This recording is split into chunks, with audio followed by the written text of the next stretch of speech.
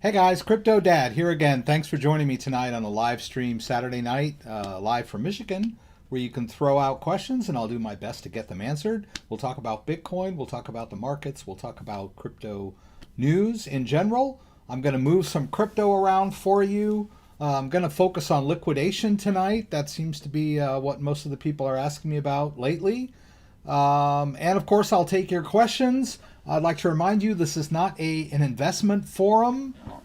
We are going to talk a little bit about the price of Bitcoin, but I don't usually take questions about what do you think of Coin X, that kind of stuff. It's more like troubleshooting any issues that you might be having with wallets or transfers or general, crypto comprehension in general, right? Let's get this thing started.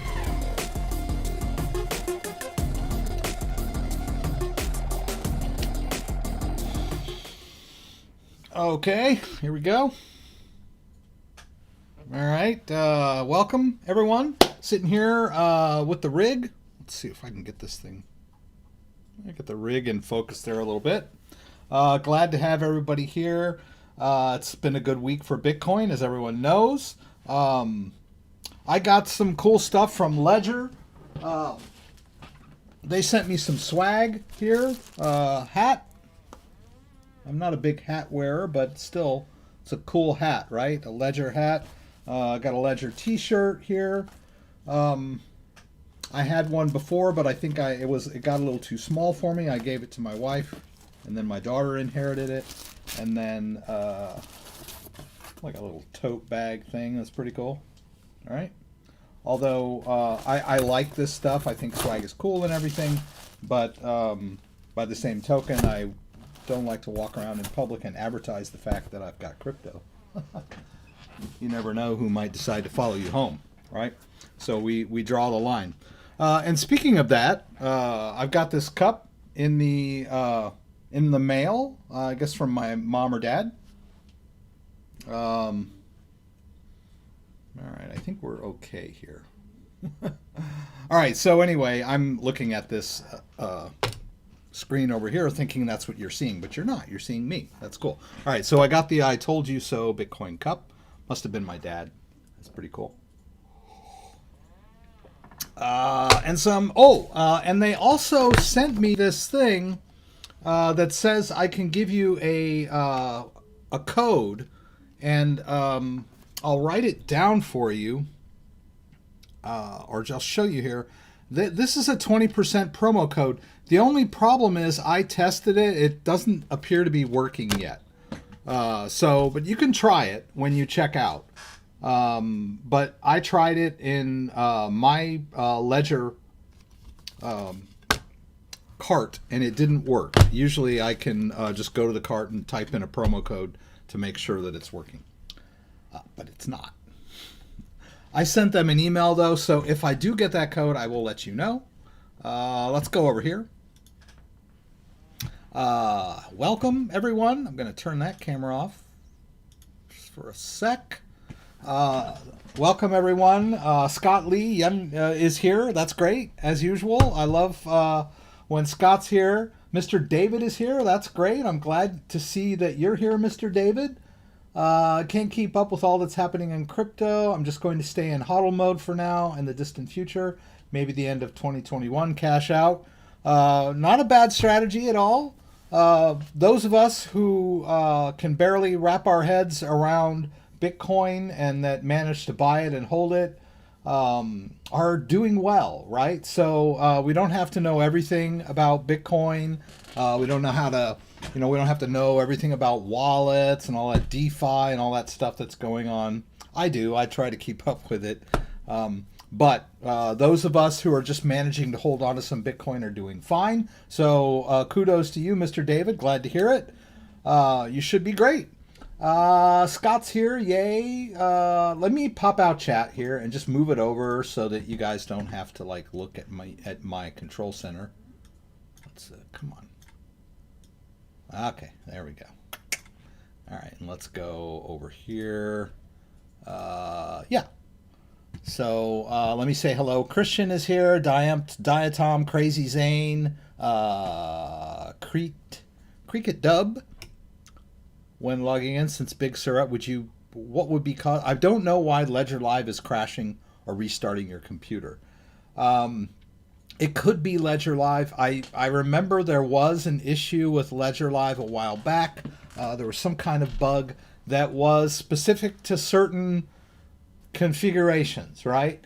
I used to be in software coding, and you can design software, and the people that design software usually are running on pretty decent machines, and they're running a lot of tests, but they don't always have time to test they test a lot of scenarios, but they don't always test every machine and configuration, right? So you might be running Windows 7, you might be running Windows 8, you might be running Windows 10, but you haven't updated in a while, which is a little odd because nowadays Windows 10 updates itself automatically.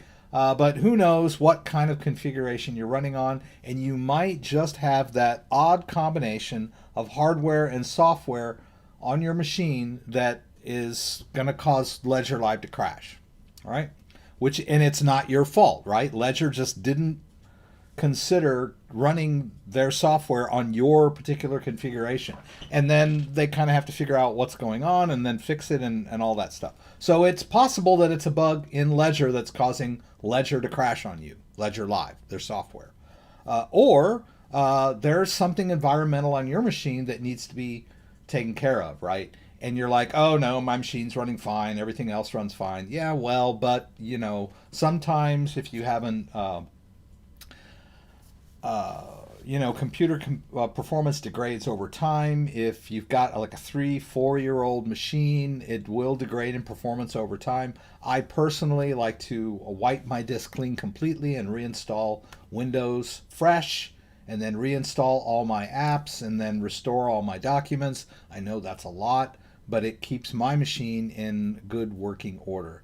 So it's possible, that your computer needs a tune-up. But like I said, I'm not blaming you. I'm just saying that it's possible that it's an environmental issue on your particular machine with the OS that you're running and the version of the OS that you're running and all that good stuff, right? It's just a piece of software, just like anything. Word could be doing the same thing to you, right? And then it turns out you take your computer in and the technician says, yeah, you got the Jimmy Jammer jingle jangle thing going on. We'll fix it for you. Whatever. Just like a car mechanic, right? Yeah, your Johnson rod's out over here. So anyway, I hope that things work out for you. You might try a clean install of Ledger Live. We can get more into that in the future. It sounds like if it's crashing, you might not be able to do this, but you can go to the settings and then over to help and hit this red button, right? You know what they say, don't touch that red button. This will completely wipe all of your preferences and basically give you a clean copy of Ledger Live. And you'll have to re-add your accounts, right? These will all be blank again. Doesn't mean your crypto's gone. It just means you'll have to re-add your accounts by doing the add account thing. If it's crashing every time you launch it, you might want to check this. You can go over here into... You can go into your C drive. I hope you're on a Windows machine. You may not be. But if you are, you can go over to your C drive, go to users, go to your name of your account, go into your app data folder. It's a hidden folder, so if you don't see it, you're going to have to do this business. Options, view, show hidden files and folders, wherever it is. Hide folder merge. Oh, here. Show hidden files and folders and drives. All right. Now you can go in here to roaming, and then there is a folder called Ledger Live. Wherever it is, there it is, and you can delete it, right? And that will delete the configuration information for Ledger Live, and then you'll have a clean copy when you launch it again, right? It'll act like you just started it. I don't know. Troubleshooting. Trying to get, let's not get too far into troubleshooting yet. Let's talk about the news. Things are going good for Bitcoin. Let's see here. BlackRock. This is the big news over the last couple of days. BlackRock CIO says Bitcoin will take the place of gold to a large extent. This is a big statement. This is a huge, I don't know what you, I'm always coming up short on my words here. It's something good that you say about Bitcoin. That's the word. I don't know. I'm thinking of a word. It's not coming out. I still can't think of it. Anyway, it's something good he's saying. This is something really good somebody's saying about Bitcoin. And this is a huge company, BlackRock. It's like one of the biggest financial firms in the world, right? They manage like trillions of dollars. And it's a senior executive at BlackRock saying good things about Bitcoin. Testimonial. I think that's the word I was looking for. Maybe not. Right, so this is huge. Now, we've talked about there's a lot of institutional thumbs up for Bitcoin over the last couple of months. We got Goldman Sachs bullish on Bitcoin. We got JP Morgan Chase on bullish on Bitcoin. And now we've got BlackRock, which is just huge, right? And this was on CNBC that he said this. This was an interview on CNBC. So that's like huge news, right? It's just rocking. Bitcoin's rocking, right? And let's see. Let's move on here. I got a lot of stuff to talk about tonight. 4 reasons why Bitcoin price is on the verge of a new all-time high. Feel good story, right? We all want Bitcoin to keep going up. It's been kind of obliging us over the last couple of months, right? Here we are at 1815. Now I should also point out that this that is a 3-year high. The first time in nearly I think it was like, I don't know, early January of 2018, right, when this hit. Or maybe it was right before in 2017. I'm not sure. But it's been, Bitcoin just hit a 3-year high. It has not broken its all-time high yet. I was kind of hoping that maybe it would today, and we'd be talking about that, but it has not at this point, right? Where are we at here? 18,655. That's a little off, right? It broke 19 last night, around 8 or 9 in the evening. I noticed that it had just popped up over 19, but not for long. It went back down, and it's been kind of going back and forth between 18.6 and 18.7 and 18.800, you know. But it's, we could see it break the all-time high any day now. It seems imminent, right? So you might want to check out this article if you're new to Bitcoin, if you're new to this channel. We'll see. And I've got ahead of myself here. I invite you to check out my description here below the video with a lot of great information. We've got the Crypto.com affiliate link if you want to sign up for Crypto.com. I'm going to talk about Bitcoin liquidation today, and Crypto.com is a really good way to liquidate your Bitcoin. This is their MCO Visa card, which you can use to spend your crypto in the real world. So that's an easy, quick way to liquidate Bitcoin. A lot of people that have Bitcoin that have bought it in the recent, or it's been a while, like Mr. David, are seeing that there's quite a run up, and they're asking me, hey, well, how do I liquidate? And I've got my Bitcoin on a ledger. How do I liquidate? We'll talk about that. But that's a great way.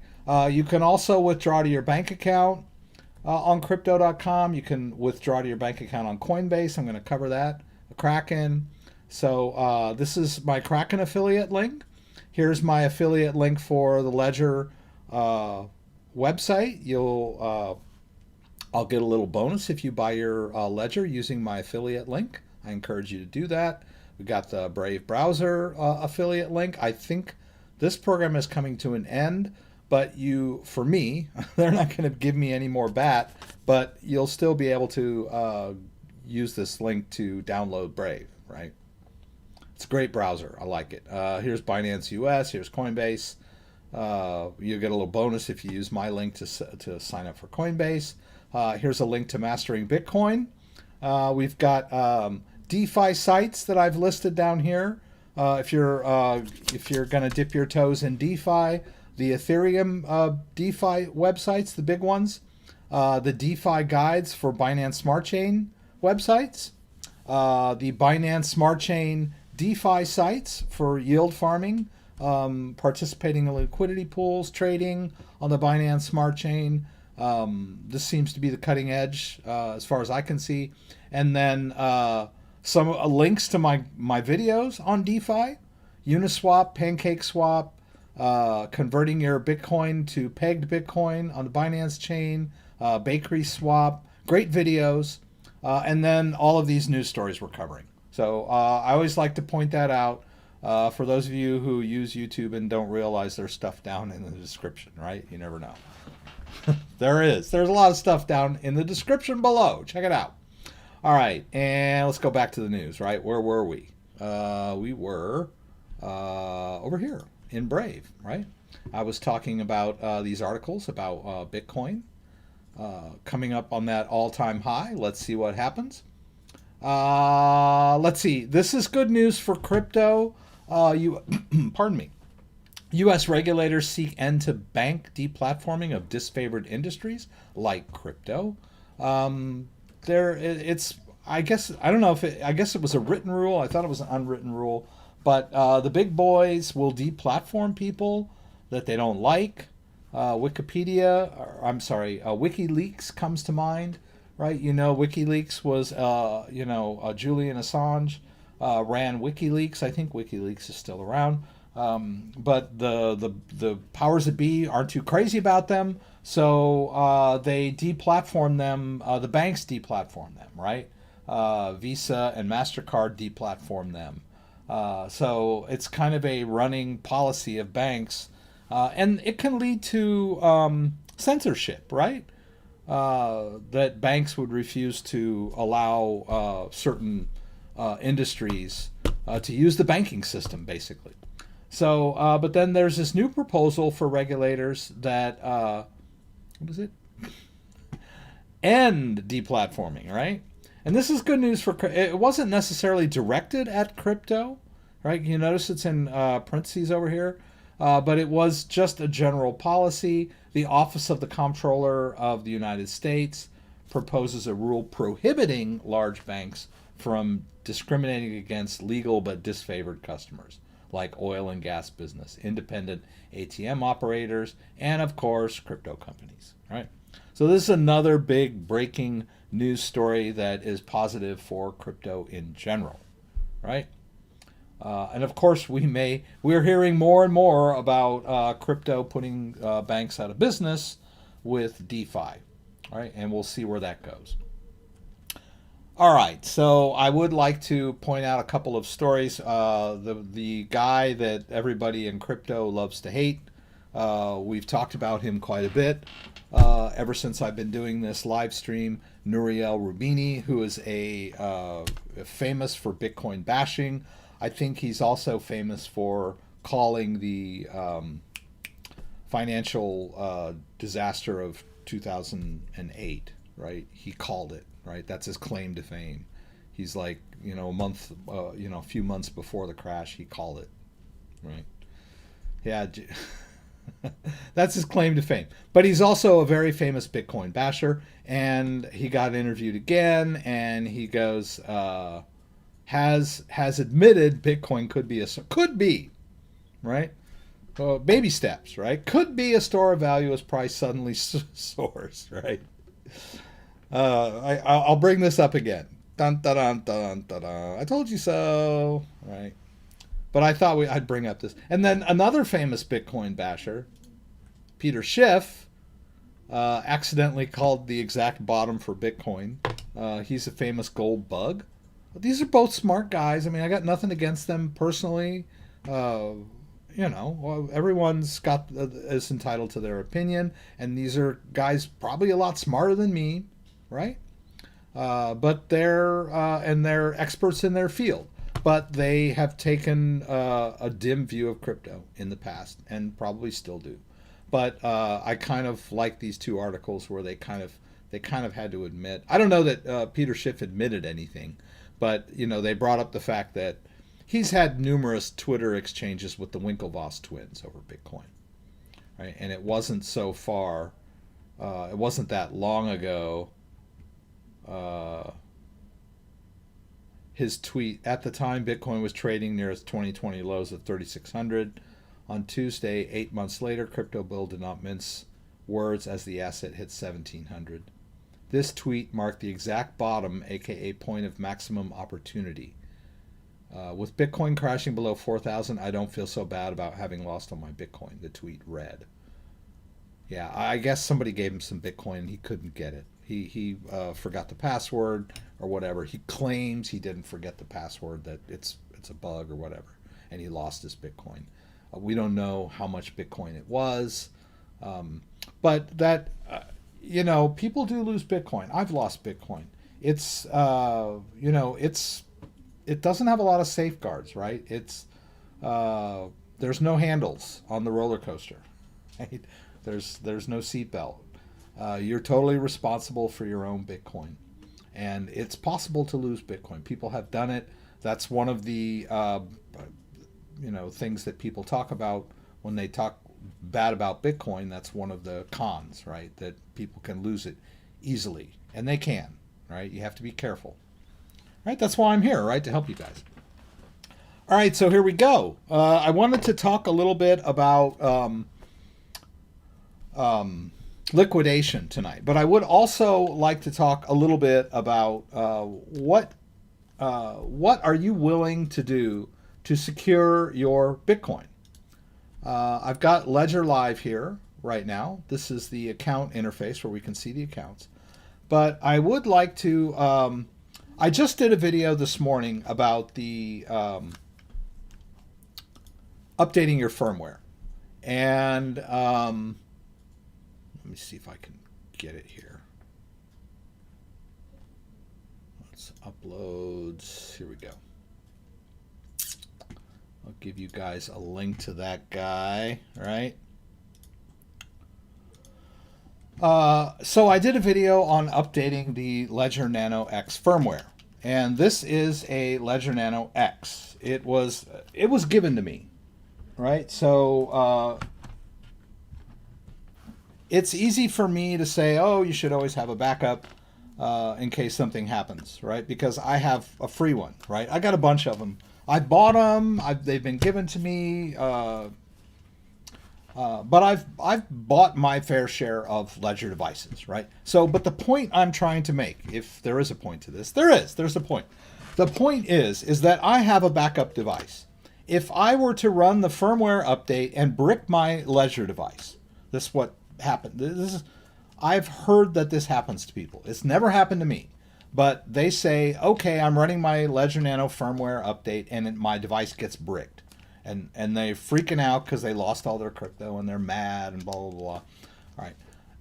If you have your 24-word recovery phrase, you can brick away your Ledger device or hit it with a hammer or throw it in the ocean or whatever and destroy it, burn it, pound it, smack it. All you got to do is restore to a new device, right? I got plenty of videos out there on how you do the restore, right? So my question to you is, if you have some crypto, and let's say you got $5,000 worth of crypto, wouldn't it make sense to be willing to spend an extra $119 to have a backup device around your house in case something happened? Doesn't it? And then I also had someone ask me in the comments section, I don't have a computer, so and I use my phone and my iPad for my Ledger. And that you can do that. But in order to update the firmware, you need to use the desktop version of Ledger Live and connect it to a computer with Ledger Live and run the firmware update. You can't update the firmware from your phone or your iPad, right? That was his question. He goes, what do I do? He said, can I use my friend's copy of Ledger Live? And I said, yes, you can, but that's fraught with all kinds of pitfalls, right? Your friend's going to be worried that you're trying to take his crypto. You're going to be worried that the friend will be able to withdraw your crypto. That won't happen. That can't happen. But people think like that, right? And if after you do that, you walk away, and then something happens on your friend's copy of Ledger Live or his Ledger, he's going to blame you because you were there screwing around with it. updating your machine, your device, right? So I said, why don't you just spend $300 on a laptop so you'll have a copy of Ledger Live to update your device, right? How much are you willing to spend to secure thousands of dollars worth of crypto? Okay, well, all right, maybe you only have a few $100s worth of crypto. I get it. Everybody's on a budget. But think of the big picture, right? Spend a little extra money, have a backup, right? Maybe if, go out and buy yourself a decent computer. If you're running an old computer that's, 5, 6 years old, running Windows 7, running Windows 8, and you're complaining and cursing Ledger Live because it doesn't support Windows 7, and you've got, $5,000 worth of Bitcoin, protect that $5,000 worth of Bitcoin. Go out and spend $300, $400, $500 on a little decent desktop machine from Best Buy so you can run the latest version of Windows 10 and run the latest version of Ledger Live, right? I know we're all like on a budget. We all got the word, but if you're trying to protect thousands of dollars worth of crypto, then be willing to spend a little extra money on it. Anyway, sorry, I'm on a rant. All right, I wanted to talk about liquidation. Okay, so let's talk about liquidation. The first thing I'll say about liquidation is if you have like crypto.com, let's do them first. All right. So we're in crypto.com. What's going on with crypto? 18744. See, we're crypto.com is based in Singapore. Their servers usually give me a more current price of Bitcoin, and there we are. 18739. We could still break 19 while we're on the live stream. We never know. But let's say, all right, I've got some crypto.com coin there right now. Let's just play a little game. Let's sell the crypto for Bitcoin. My crypto.com coin, right? I got a bonus and then I got some cash back on one of my purchases in CRO. So I have some CRO. Let's hit sell. Let's confirm that. And there we go. And let's just assume that maybe I used my debit card or my bank account to buy Bitcoin on crypto.com, and I have Bitcoin on crypto.com. Let's say I got a $500 worth of Bitcoin or whatever, right? Or let's just say I have $42.30 worth of Bitcoin. And I want to liquidate, right? I'm like, dude, I paid $10 for that, last year, and now it's worth $42. I want to spend it. I want that Bitcoin money to be money in the real world. What do I do? Well, with crypto.com, it's very easy, right? I'm just going to go to MCO Visa card, all right? And I'm going to do a top up. I'm just going to hit top up, and then I'll choose the Bitcoin. There's not $100 worth of Bitcoin. There's only like 40 something, right? I'll just do 40, right? Top up $40. I've basically just liquidated my crypto right there. I just sold it for cash. I got to look at it. There we go. Easy peasy. That Bitcoin is now spendable, right? As you can see, it's like a debit card, an ATM debit card. Secure debit card, right? So now I've got $61 available. I can go buy something right now, right? I can run down to the 7-Eleven and buy a Slurpee with my Bitcoin, right? Within 2 minutes. I could have done it right outside the 7-Eleven, right? That's how easy and quick it is to liquidate your crypto on crypto.com, right? There are other platforms similar to crypto.com, Swipe, Crypterium, all those, but a lot of those guys don't have cards that work in the U.S. yet. Crypto.com works in the U.S. Not every state, I guess. I don't know. It works in a lot, right? But easy peasy, quick liquidation of your crypto assets so you can spend them in the real world. Boom. There you go. Done. Now, let's get to the next question where people were asking me, hey, now that I've got my Bitcoin stored in my ledger and now that the price of Bitcoin is going up, how do I liquidate the Bitcoin? Can I do it directly from my ledger? And the answer there is yes, you can, but I'm not a huge fan of that because basically it's not really the ledger that you're liquidating on. You're really liquidating it on a website called Coinify, right? Let's look at this. Coinify. All right. So basically, you're using the Coinify website to trade Bitcoin. It's kind of a coin swap mechanism. And I don't know that you can cash out with Coinify. I don't know. They got a lot of things you can do. You could probably spend Bitcoin directly out of here. I don't know that that functionality is embedded in... oh, I don't think you can sell crypto either. Right? I guess all you can do is buy. Right. So the ledger thing is kind of a one way. I didn't even realize this. I thought you could trade swap coins in this, but apparently not. You can only buy, right? So you can choose an asset and buy it, but you link to the Coinify account. You set up the Coinify account. You have to go through the KYC and link it to the back end of your ledger. So but I guess you can't sell, right? So it's not there's not much of a liquidation that we could do on that. But why don't I show you the easiest way to liquidate, which is Coinbase, right? Now it's not the cheapest way. Here we go.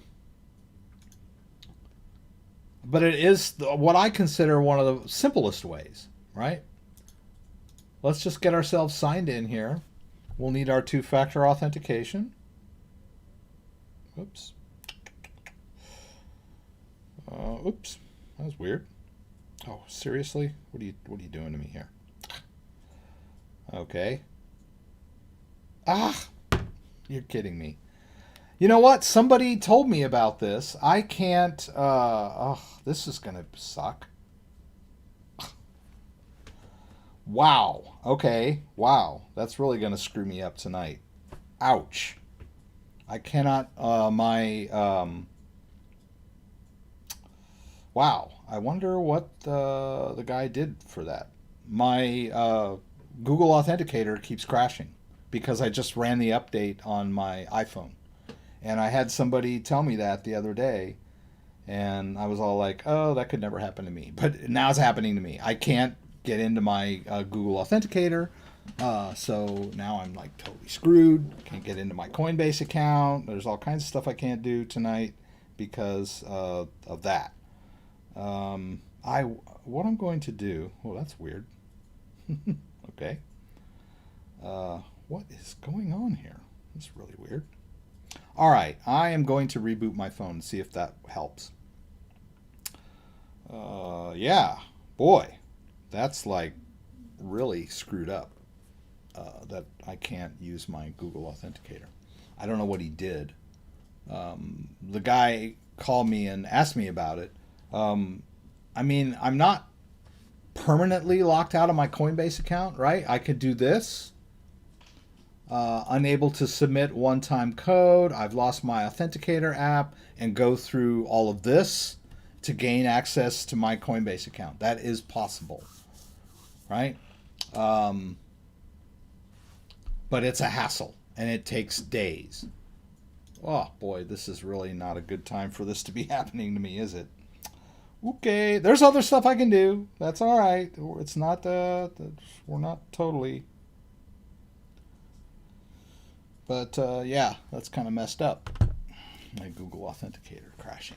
Let's Google that. Let's Google. Google Authenticator crashing on iPhone. That's 14.2. That's what I just updated to. Critical security. If you haven't done so, you should really do it. If you do, be mindful some apps might not load. For me, it was Google Authenticator. Especially concerning because I use two-factor authentication on a lot of systems. The solution is simple. All the credit goes for sharing it. Are you having an issue with Google Authenticator? Go to General iDevice Storage, tap on the Authenticator app, choose Offload app, then install it again. It will then function without crashing. Wow. Okay. That's crazy. All right, let's see. I'll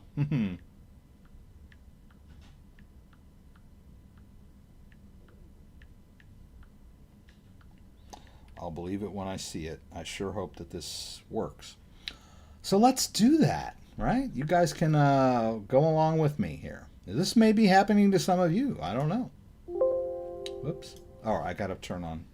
I rebooted my phone. Seriously. Now I can't share my phone with you. Oh, Lord God in heaven, please help me. Help me, God. Help me. All right, let's try this again. Screen sharing. It's not working. All right. Wow. Okay. Okay, I see what's going on here. I'm on the wrong Wi-Fi. I can deal with that. Okay. I hate it when this happens. You guys love it. You're like, dude, I love it to watch you like troubleshoot stuff on the fly during your live stream.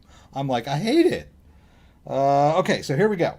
Now I should be able to screen share. I was on the wrong Wi-Fi. I got two Wi-Fis at my house. I got the regular Wi-Fi and I got the 5G Wi-Fi, right?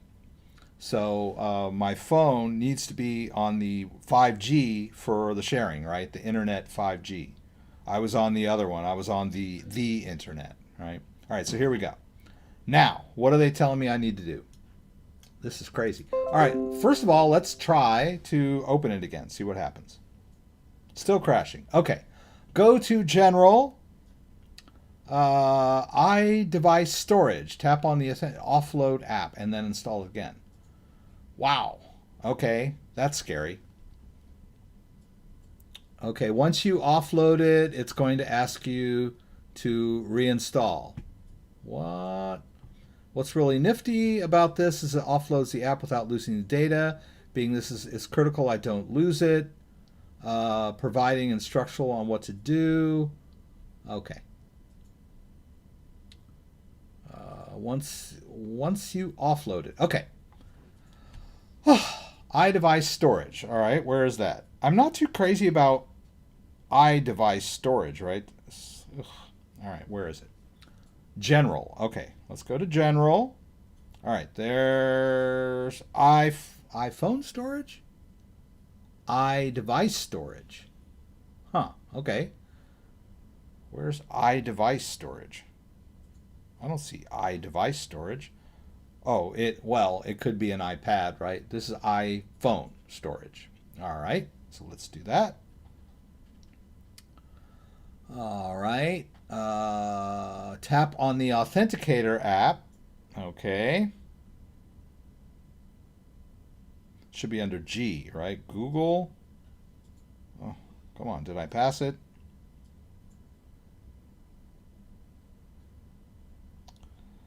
Oh. All right. I must have passed it. All right. Please. Google, Gmail. Where is Authenticator? Should be an A, right? Google Maps. Google News. Assistant. Chrome. Google Calendar. This is what happens when you have too many apps on your phone. Come on now. Where the heck are you? Google Duo. 1Password. Coin Tracker. Where is Authenticator? Wow. Okay. What the heck am I watching this guy do here anyway? Come on, Rex. There it is. Finally. Jeez. Okay. Now, let's offload the app, just like they said. Offload app. We'll delete the app. It keeps its documents and data. Okay. Offload app. Okay, there we go. Now, reinstall app. Let's hit reinstall app. Please work. I'm just not in the mood for this tonight. Wow. Okay, there we go. Let's go back. All right, let's go back here. Come on, baby. Oh, thank God. Wow. Okay. We're back in business, baby. All right, let's do this thing. Where were we?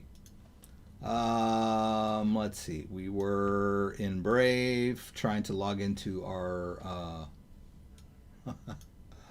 right. All right. Let's get this out of the way. Where am I? Am I in Brave? Yes. Okay. Where the heck was my? All right. Let's just go back to it. Let's just go back here. All right. Coinbase. Woo. All right. Coinbase. Google Authenticator. All right. Google Authenticator, Coinbase. There we go. 592237. Oh no, it's changing. Come on, you can do this. 586591. Okay. All right. Thank the Lord. All right. So we're back. All right. Now, we want to liquidate some crypto, right? So what do? Let's go back over to accounts. All right. I've got some crypto here. It's not a lot. We're just going to go ahead and send it over to Coinbase, right? So what do? What's the process? So let's open up the account. All right. Let's take a look. There's our balance. This is on my, the private keys for this Bitcoin wallet are on this device, all right? So what we want to do is send this Bitcoin to Coinbase so that we can sell it for money, right? That's what everyone's asking me. Hey, if my Bitcoin's on my ledger and I want to sell it, what do I do? So this is what we do, right? Before we do that, I'm just going to do a quick little step for you guys that now, since I updated my firmware,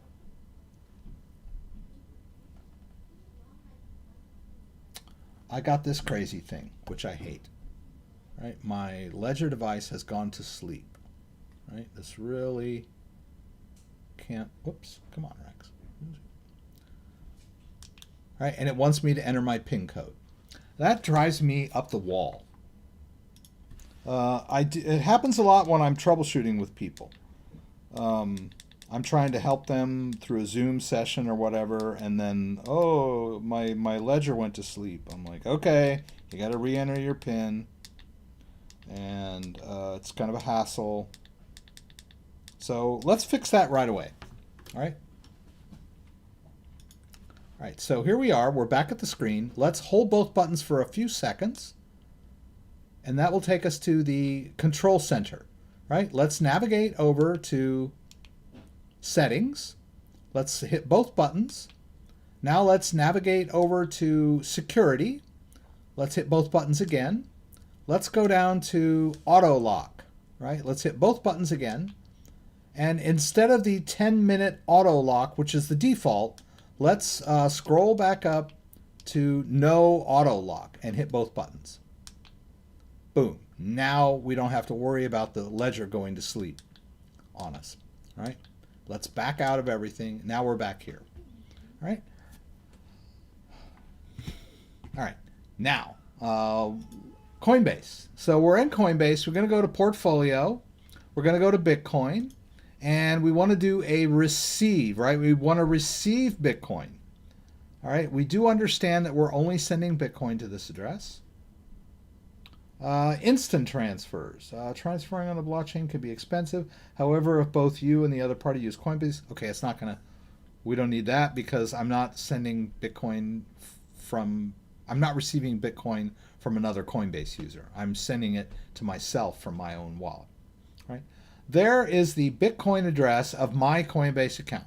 This is a unique Bitcoin address for my Coinbase account, for my Bitcoin portfolio. Right? I just copied that into my clipboard. Let's go back over to our Bitcoin account. Let's hit send, and we'll paste in that Bitcoin address. You got all that? Right? Bitcoin account, hit send, paste in the destination. That's the key. That's the crux of the biscuit. Let's hit continue. And now, how much are we going to send? Let's send it all, right? $23 worth of Bitcoin. Also, if you've got $10,000 worth of Bitcoin and you're sweating bullets because you're transferring $10,000 worth of Bitcoin, maybe try $100 first, just to make sure it's going to work, right?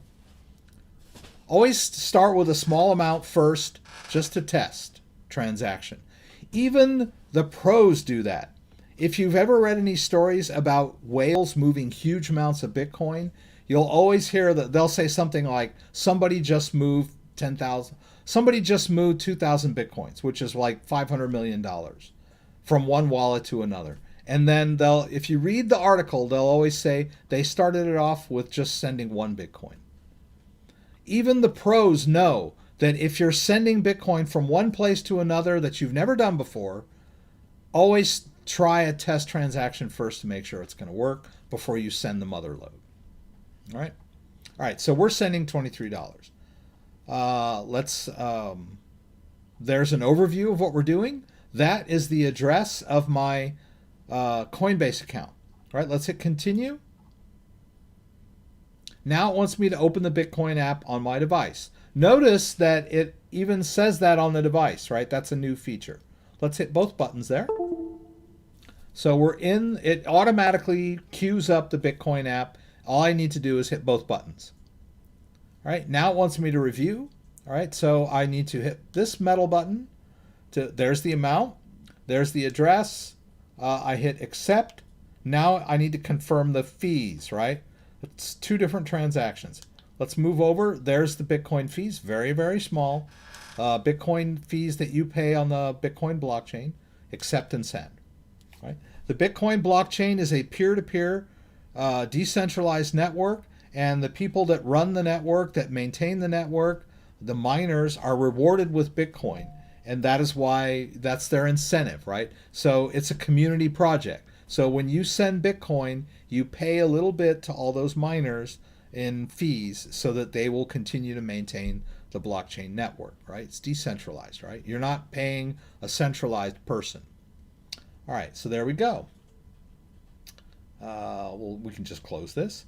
We can view details, and it's going to give us an overview of what we just did, right? I paid $1 in fees, right? And then I can even view that on the Blockchain Explorer. It's unconfirmed right now. It might take a little while before it actually ends up in my Coinbase account. I can even go over to Coinbase and refresh. And we should see, ooh, Coinbase is overloaded right now, aren't they? This happened in 2017 too. Wow, that's crazy. So we'll keep an eye on that. And we'll keep an eye on the Coinbase. Wow, that's crazy. All right, let's refresh again. All right, let's go back over here to portfolio. Let's go to Bitcoin. And at some point, I should see a list of transactions. And in a few minutes, I should see a pending deposit of my Bitcoin. And when that happens, I'll go ahead and liquidate for you guys and show you how you cash out. All right. Now, we could do something very similar. Okay, there it is. All right, so there we go. We got a pending Bitcoin transaction coming in. We could do a similar thing with any cryptocurrency exchange that you might be using, right? Be it Bitcoin, Binance US, Kraken, Bittrex, Binance, whatever, Coinbase, whatever cryptocurrency exchange you're using that you've got connected to your bank account, right? Coinbase, I've got my bank account connected to my account so that I can withdraw to my bank if I want to, right? So I'll demo that in a few minutes. Boy, that Google Authenticator thing was just like very hairy. I'm sorry we had to go through all that, but thanks for sticking in there with you guys. All right. While we're all right.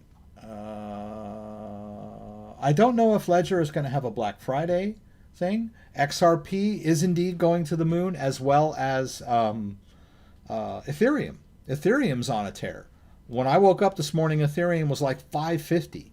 That's crazy. I mean, it just broke 500 the other day, or 2 days ago, 1 day ago. I don't know. But the altcoins are finally starting to catch up with Bitcoin.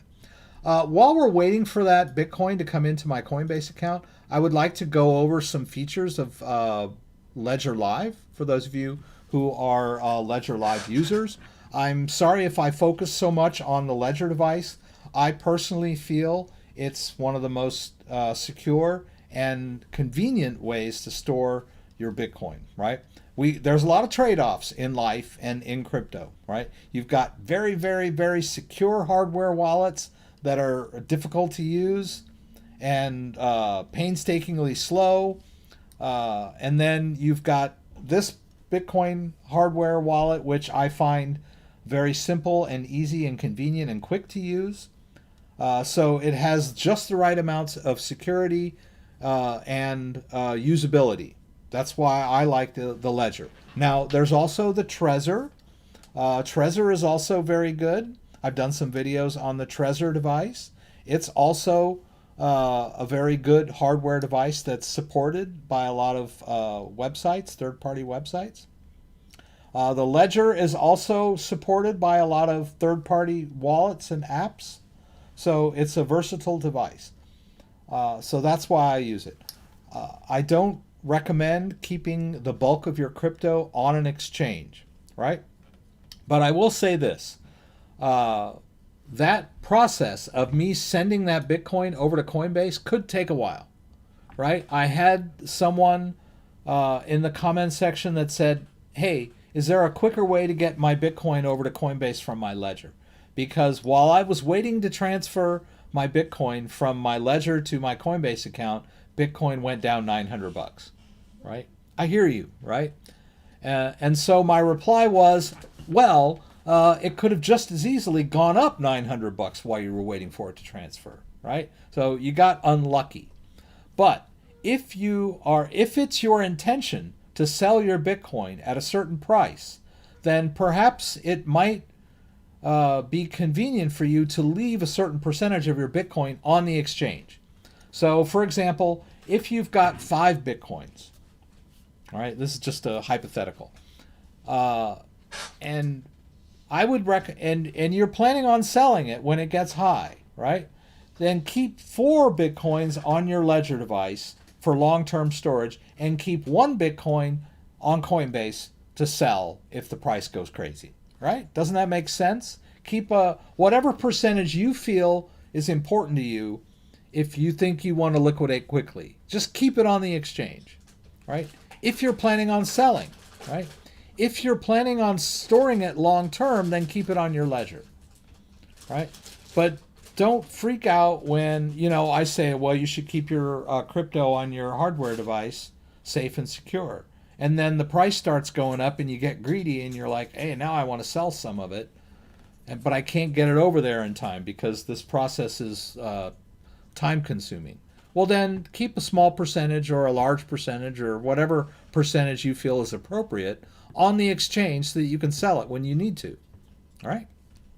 That's it. So we'll wait for this if it ever comes. It might not even happen while we're in the live stream. You never know. All right. So he asked me, well, isn't there a quicker way? There might be. So let's take a look at one of the suggestions that I gave him. I should highlight, I'm sorry I don't remember his name, nice guy, in the comments. I should sort of highlight them on the live stream when they ask a question. All right, so what I would like to do is show you another way to liquidate crypto. Let's go into Ledger Live, though. So we've got Ledger Live, we've got the accounts. As you can see, you can have multiple Bitcoins account. Mr. Risque, thank you very much. I appreciate that. If you Google is someone asking about their Ledger Live password? Okay, if you don't have your Ledger Live password, there's a couple of things you can do. One of them is to reinstall Ledger Live and just set up a new password. I believe you can just run the installer if I'm not mistaken. But that might not work, right? You might need to go into that folder we were talking about, right? Local disk, users, name, app data, roaming, Ledger Live. If you delete this folder, then when you launch Ledger Live, it'll be reset and it will ask you to create a new password. And then after you do that, you'll have to re-add your accounts, right? You'll have to, these will all be blank.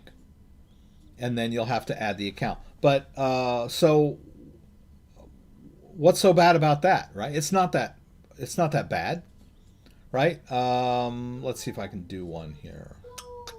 All right, let's do this one, right? Everybody hold our breath. I'm about to delete an account that's got 0.06 Bitcoin in it, $1,000 worth of Bitcoin. Let's just delete it.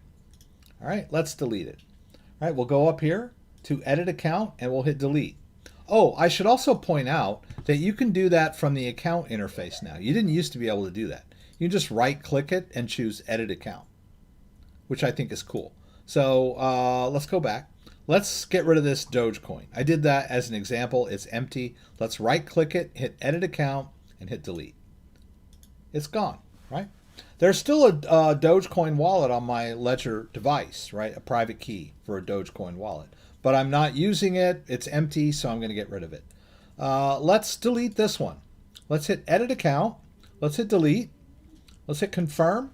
And it's gone, right? Did I lose that Bitcoin? Of course not, right? It's the private keys for that wallet are still on this device. We could delete all of these accounts if we wanted to. And then, but that's what happens when you do a reset of Ledger Live. When you delete that folder or you go over here and do in help, if you do that reset, it will wipe all your preferences. You'll be able to set up a new password, but when you go to accounts, it'll be completely empty. So what do? You hit add account. You say, okay, I had some Bitcoin in there, so let's add the Bitcoin account. Let's hit continue.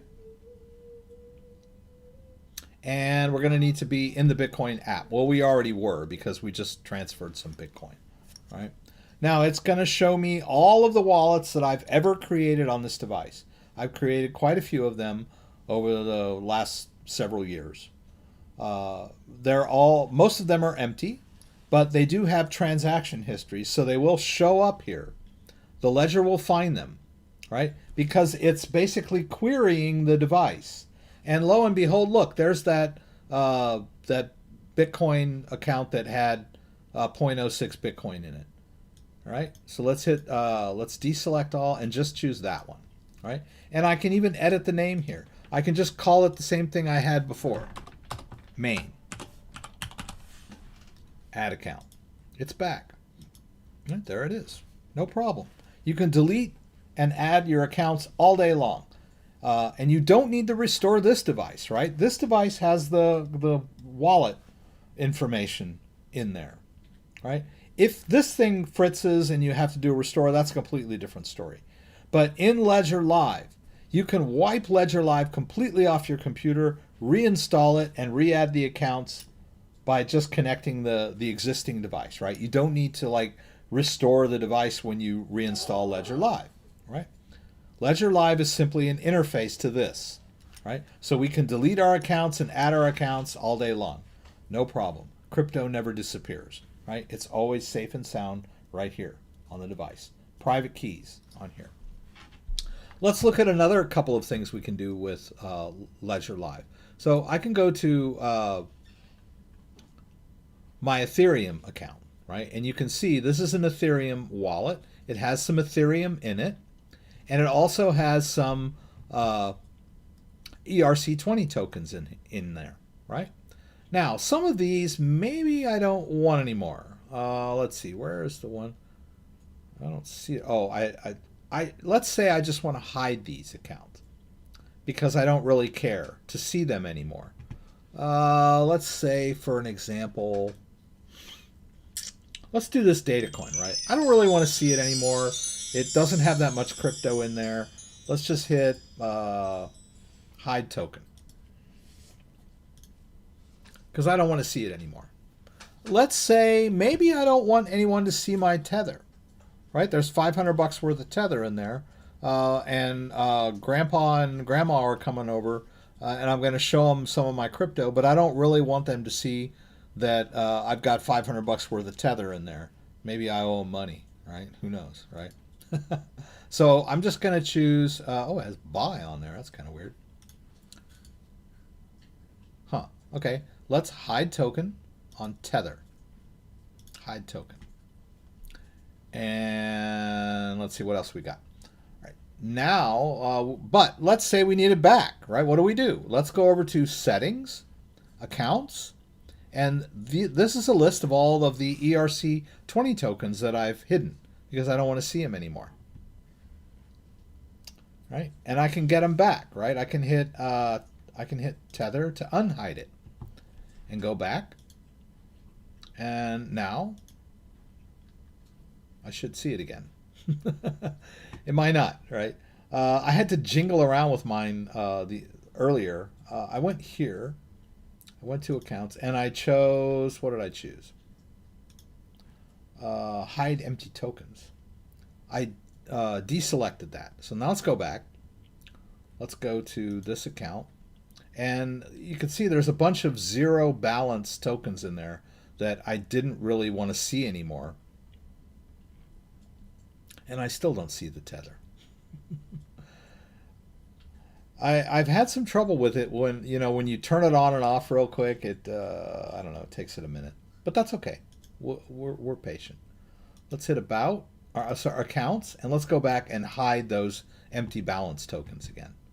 Let's go back to the Ethereum account. Let's show tokens, and we're still not seeing the tether, but that's okay. I can show you how to deal with that. All right, so let's hit, let's get rid of this account too. Let's just right click on it, hit edit and delete. I don't want to see it anymore. All right, so we can hide accounts, we can add accounts, we can clean up our interface, we can have multiple Bitcoin accounts, we can have multiple Ethereum accounts, and we can manage them all here in Ledger Live, and your device will never forget any of these accounts. If you accidentally delete an account in Ledger Live, you can always go add account and scan the device again to get your accounts back, right? This is simply an interface. This wallet can hold like almost an infinite number of private keys, right? It's easy.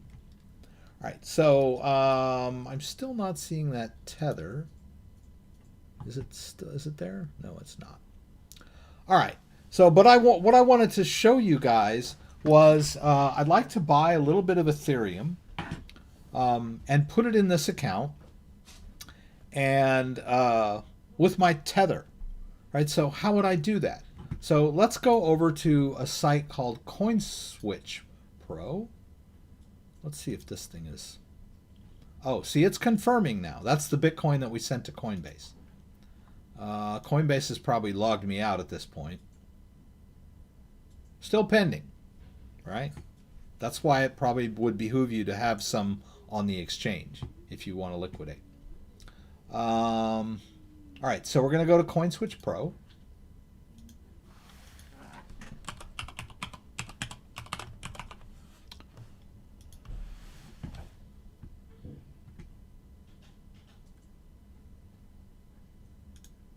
We're going to do a different kind of liquidation here. I'm going to liquidate some of my tether, but only, let's do $200 worth of tether, and we want to buy Ethereum, right? All right, so $200 worth of tether will get me 0.35 Ethereum, right? So, but I need to send that Ethereum somewhere. So I'm going to send it to my own wallet. Let's do is that tether showing yet? No, it's not. That's what, it's kind of buggy, but that's okay. Let's do a receive. Let's hit continue. And we can confirm this on the device, right? It's going to ask me to quit the application that I'm in because I'm in Bitcoin right now, but that's okay. All right, let's quit Bitcoin. Right, now it's going to ask me to open the Ethereum app, right? Automatically. Open app Ethereum. I'm going to hit both buttons. I normally don't go through all this because I'm just getting a receiving address, but just to verify, right? Verify the address. We'll hit the metal button to match the address that I see on the device with the device that I see on the screen, and I'm happy. I'm going to copy that into my clipboard, and then I'm going to advance over here to approve, and the box will go away, but I have the address in my clipboard. Now let's go back over here to CoinSwitch Pro. Let's paste it in there. I've used this one before, right? But that's the Ethereum address of my ledger, right? So I'm going to send some Tether over there. I'm going to send them 200 Tether. Let's hit exchange. And now they are waiting for me to send them some Tether to this Ethereum address. So I'm going to copy that into my clipboard.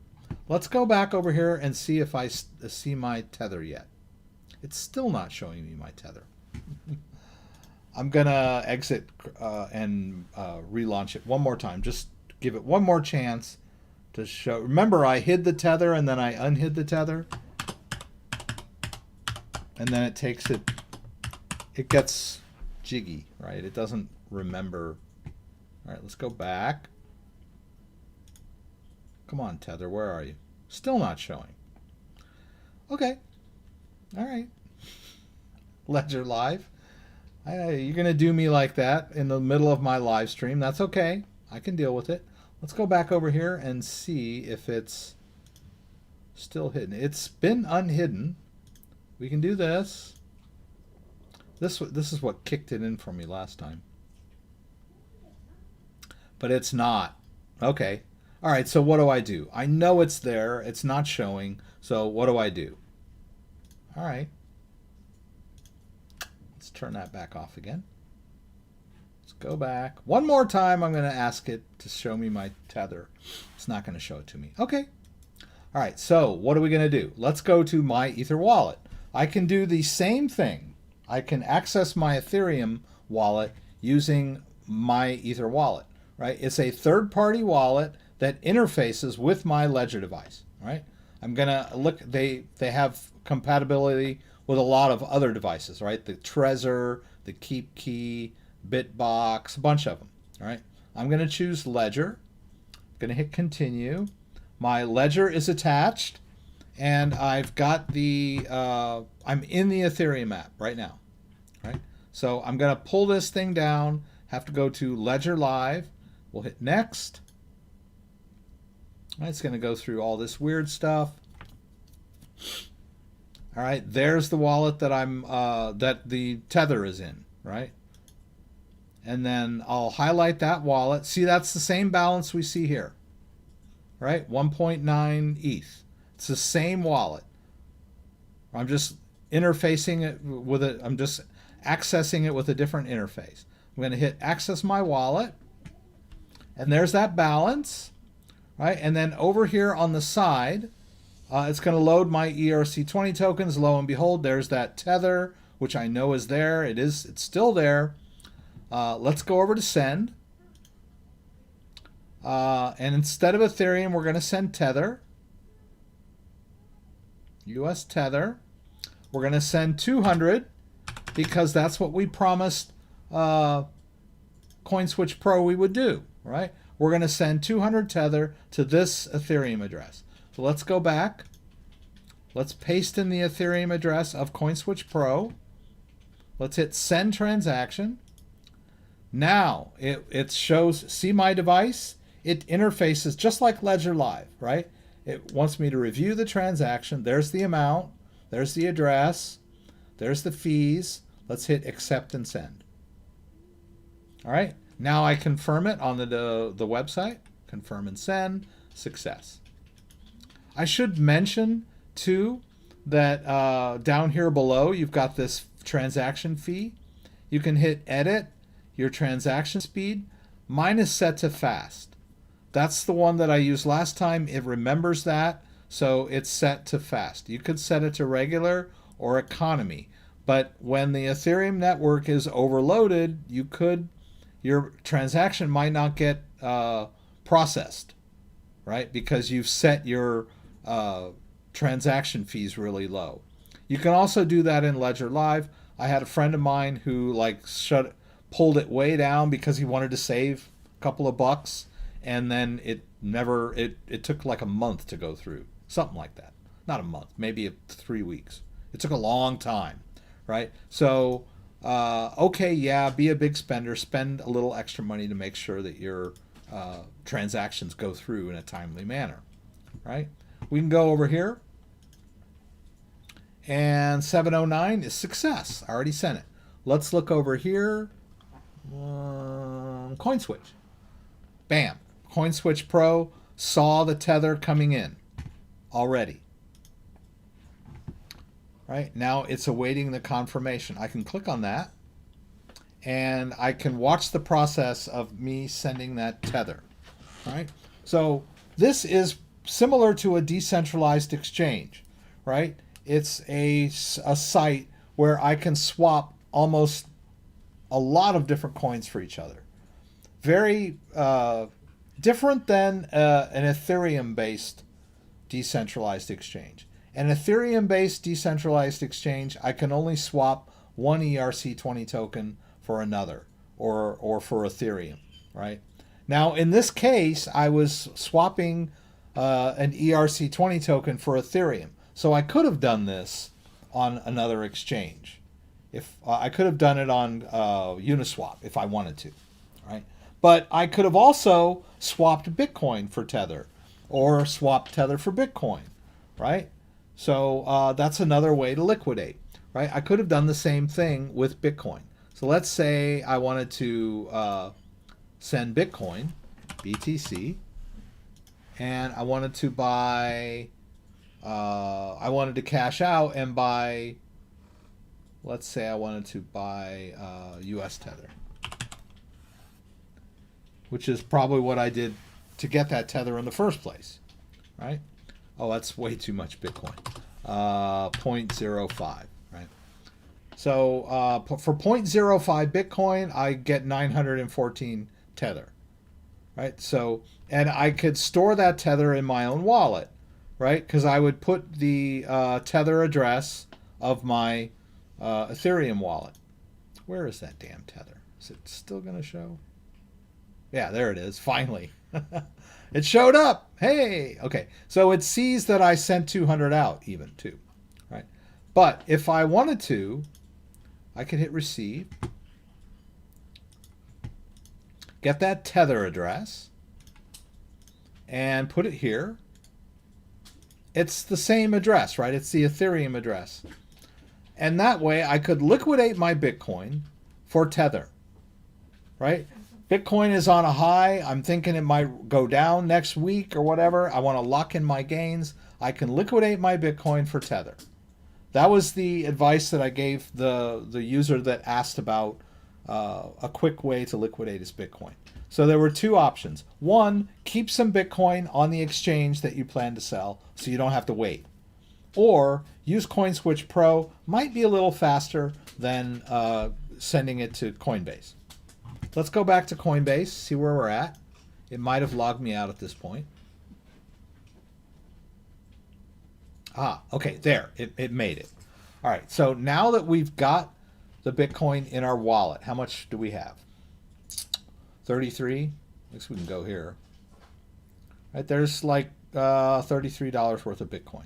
So let's go to trade, and let's sell Bitcoin for cash. Let's sell it all, right? There's like $33 worth of Bitcoin. Let's sell it all.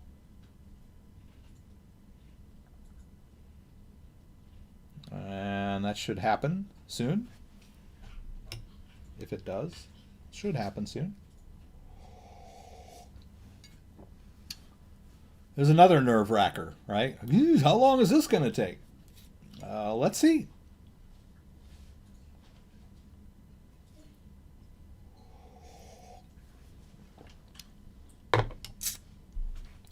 It's taking forever. All right. Let me just see if there's anybody asking questions. Not your keys, not your crypto, right? The idea here is that we want to maximize the crypto that we're storing on our devices,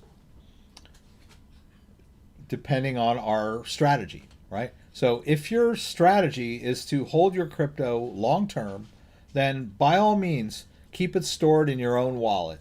Whether it's Trust Wallet on your phone or if it's the Bitcoin, Electrum Bitcoin wallet on your computer or your Ledger Nano hardware device, store the Bitcoin in your own wallet.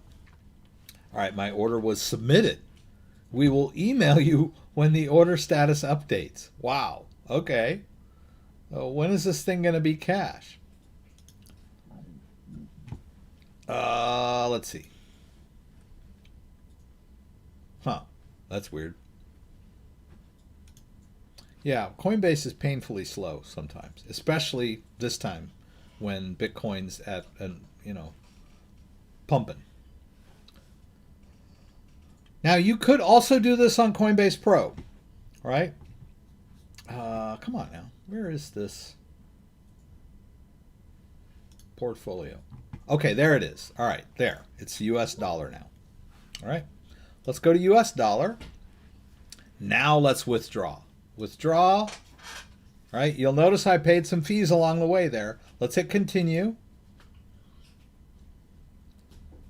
I could go straight to my debit card, which would be 55-cent fee. All right. Or I could send it to my bank account, and it would be 1 to 3 business days. It's Friday. It's Saturday night. Let's just do it this way. Let's hit continue. It's going to charge me 55 cents. I'm going to end up with $30. Let's hit withdraw now. Done.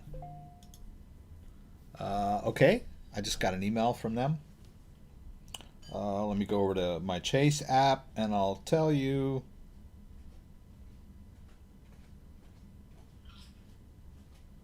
It's in my bank, right? It's already in my bank.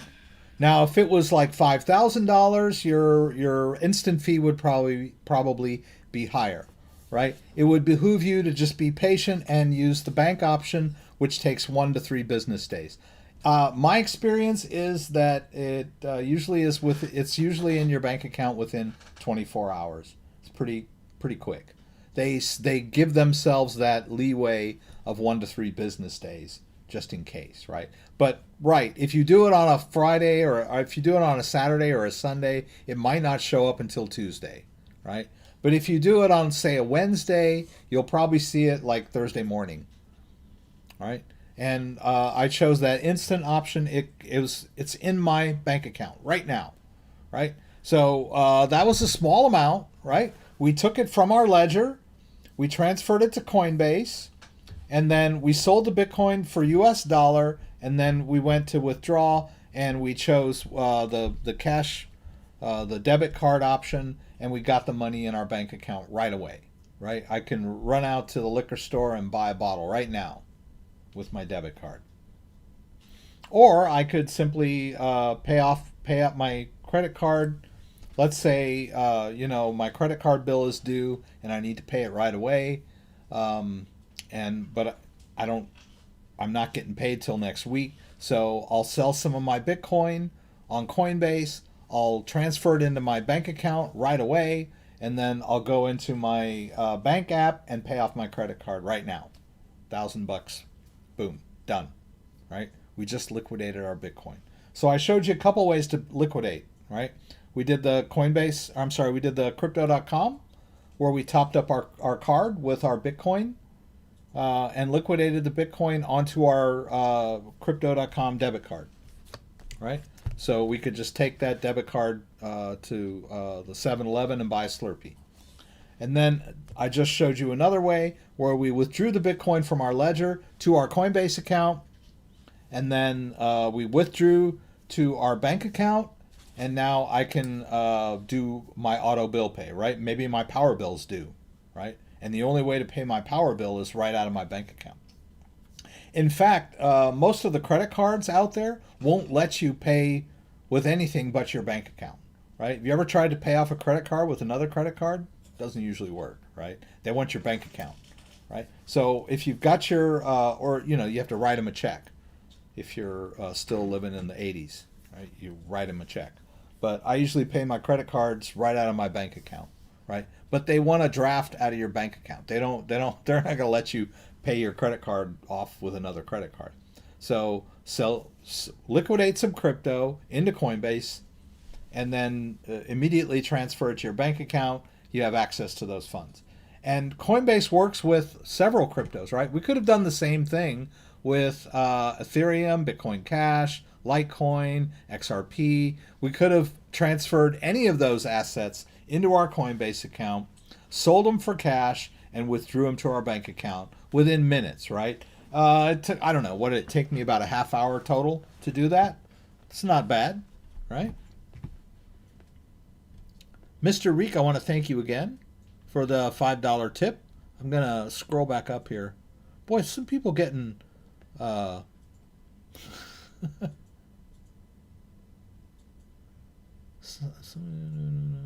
just checking because I've got someone... I haven't deleted you. You were flagged by... JDO was flagged by YouTube. I'm just going to go ahead and show you're not really... you're not really spamming me.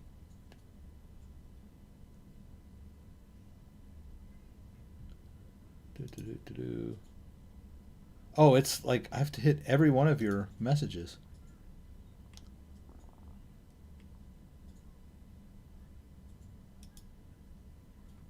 Okay. Yes. JDO also mentioned that you might want to have more than one exchange, right? Let's take a look at that CoinSwitch Pro. It says it's complete. All right, so let's go back over to our Ledger Live. What did we do? We did Ethereum, right? All right, notice now that we've got 2.3 Ethereum, right? Because we bought some Ethereum with our Tether. We bought $200 worth of Tether, of Ethereum using our Tether, right? November 21st today, right? 0.34 Ethereum came in.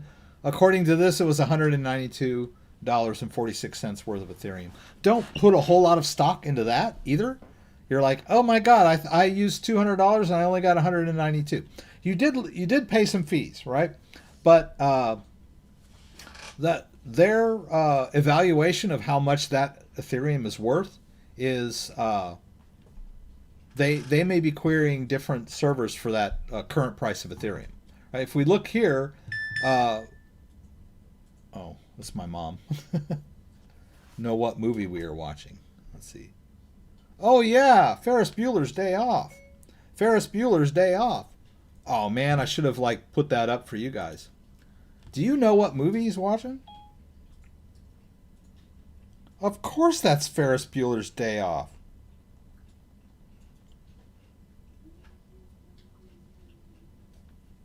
Of course. All you guys that are watching, how many times have you seen Ferris Bueller's Day Off? I've probably seen it 10, I don't know, maybe not 10. 5 times, maybe? Okay. And you can see I don't have any money in my checking account, but that's okay, right? I got crypto. And I'm getting paid soon. Don't worry. Don't worry, I'm not broke yet. I don't tend to keep a lot of money in my bank account, right? I mean, the money comes in, I pay the bills, and I spend it and whatever. Bingo, my mom says. Yeah, of course it's Ferris Bueller's Day Off. One of my favorite movies. All right, so we topped up our Ethereum a little bit, right? It's always a good idea to have Ethereum. Ethereum is very useful. Here it is now at $559. But we were talking about. All right, we made a deal with CoinSwitch Pro. They said, okay, you send us $200 and you send us 200 US Tether, and we'll send you 0.3471 Ethereum. Did they? 0.3472. I think that Coinbase rounded it up slightly. Either that or we got a little bit more, there was a little bit of fluctuation. Right? But let's go here.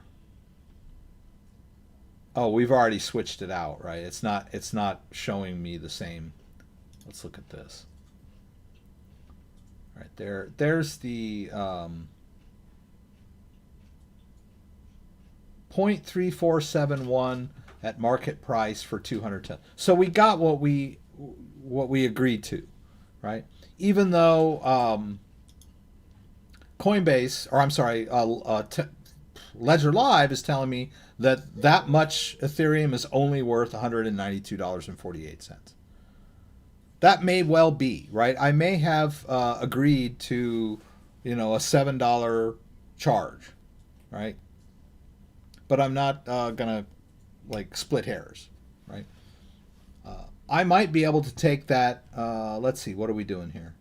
Let's take that and go over to CoinGecko and see what CoinGecko says about that. What does CoinGecko say about that?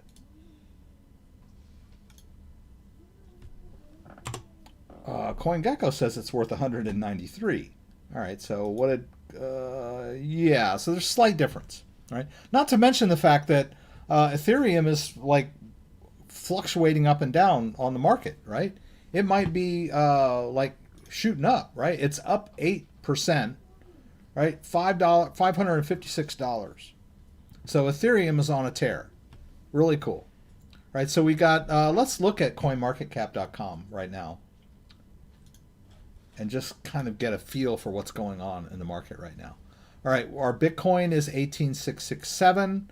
You remember I told you that it's been fluctuating between 18.6 and 18.8, 18.9. Let's go to crypto.com and see what they have to say about it.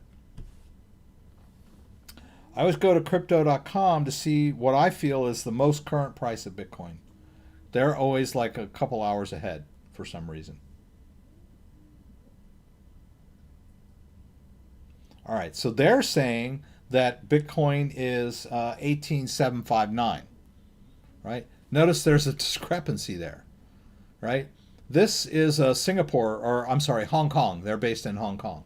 So maybe right now the price in Hong Kong is about $100 ahead, right? That's my take on it. That's been my experience, is that crypto.com gives me a more current price of Bitcoin. So I can see when it's going up and going down in real time. There's a little bit of delay when I go to coinmarketcap.com. Or I could be completely wrong and it's just different servers, different exchanges, right? Maybe it just trades a little higher in Hong Kong than it does in the US. I don't know, maybe. But this does usually seem to front run the price. Usually these catch up to what I see on crypto.com. Just saying. That's one of the I like crypto.com a lot. I use it quite often. All right. Let's get this out of the way. But let's look at Ethereum. Ethereum's up like 10%. XRP is up 51%, right? Of course, after I got rid of it, now it's on its moon run, right? I think I told you guys like a couple months ago, I just got so sick of waiting for XRP. I had bought some, I bought some at $1 back in 2017, all right? And then I bought some more when it was 33 cents. And that was like for 2 years. I don't know, maybe I'm wrong. Maybe about a year it seemed like it was under 30. Let's take a look at the chart if we can. Let's look at our 1 year chart of XRP. Here it is. Boom, look at that. Pow. But what is that, 48 cents? Nah, come on, it was below 30 cents for a long time. This is March. 13 cents. All right. 20, and then it went up to like 31 cents, and then it went back down again, and then it was like down here at like 25 cents, and I was like, you know what, I'm tired of waiting for XRP. So you guys can thank me for selling all my XRP, because that's why it went back up again, right? Certain coins, they know when I decide to sell, and then they're just waiting for me to sell, and then when I sell, when I liquidate, then they go to the moon, right? So you can thank me for that one. I'll accept your thanks for that. So there we are, XRP to the moon. Yay. Been waiting for a long time. I'm glad it's up because that's good. Altcoins are up. Chainlink up 10% today, or the last 24 hours. Litecoin up 6.8%, 87. It was like 40 cents a week ago, wasn't it? Let's look at Litecoin. Let's look at the 7-day chart. All right. 62. Let's look at the 1 month chart. All right. 52. It was at one point, that's 59. All right, that looks like it's down. 64. Oh, I guess it's the green one, right? 52. 56. Let's look at the 3 month chart. Yeah, there we go. All right, so Litecoin has been like in the 40s, and now it's back up into like 85, right? Good news for Litecoin. The PayPal thing really boosted Litecoin. Bitcoin Cash is up 20%. Polkadot's up 11%. Cardano's up 20%. It's just crazy, guys. Kudos to all of you who believed in crypto for the last 3 years. I think it's finally paying off.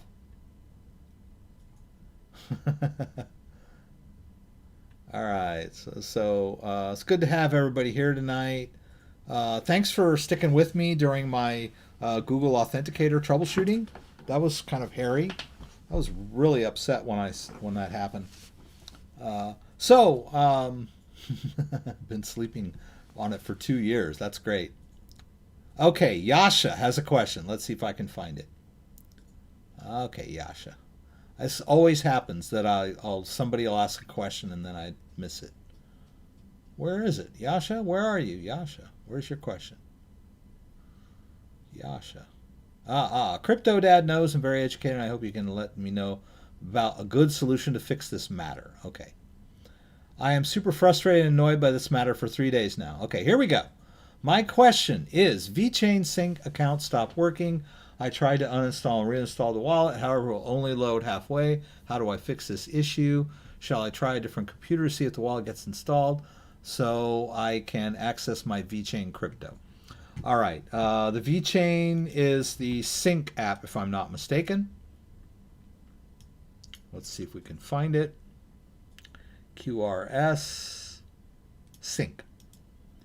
Yeah, so if you're using that VeChain Vault, you definitely want to use the app, right? So VeChain Sync.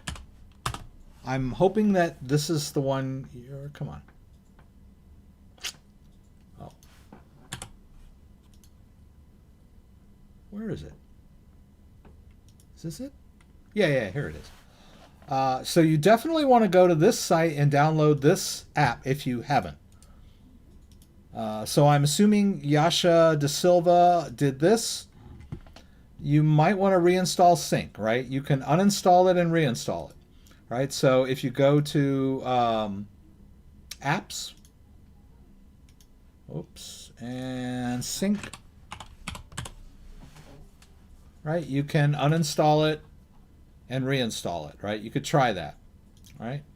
But when you're running it, you would have your ledger connected, and we want to be in the VeChain app, right? Let's get out of. We were in Ethereum. Let's go over to VeChain. You can find it. There we go. We hit both buttons. All right, we're in the VeChain app, and then we go over here to wallets on the side. Pull this down a little bit. Go over here to wallets, and I have Ledger X already. All right.